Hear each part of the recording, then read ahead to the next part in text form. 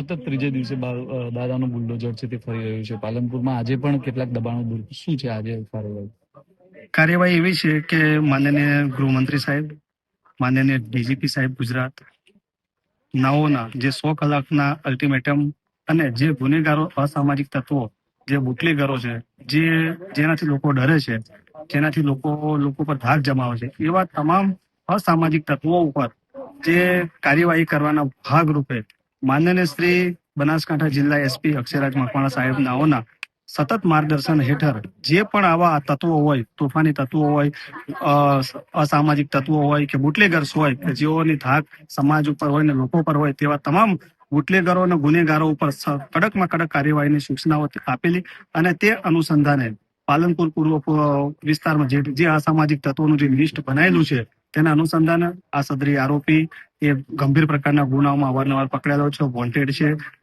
વોરંટોમાં નાસ્તો કરતો છે અને લોકોમાં એક ભયની લાગણી છે અને લોકોમાં ધાક જમાવે છે.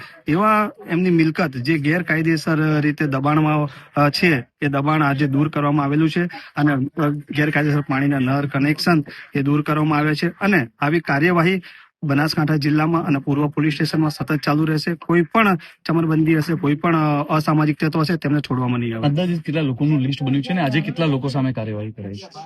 અંદાજિત પૂર્વ પોલીસ સ્ટેશનમાંથી 24 લોકોનું લિસ્ટ બનાવવામાં આવેલું છે અને તેઓની તબક્કાવાર તપાસ થઈ રહેલી છે. ઇલેક્ટ્રિકની તપાસ થઈ રહેલી છે, ગેરકાયદેસર બાંધકામની તપાસ થઈ રહી. જેમ સામે આવશે ગેરકાયદેસર કોઈ પણ પ્રવૃત્તિ આવશે તેમ કાર્યવાહી કરવામાં આવશે.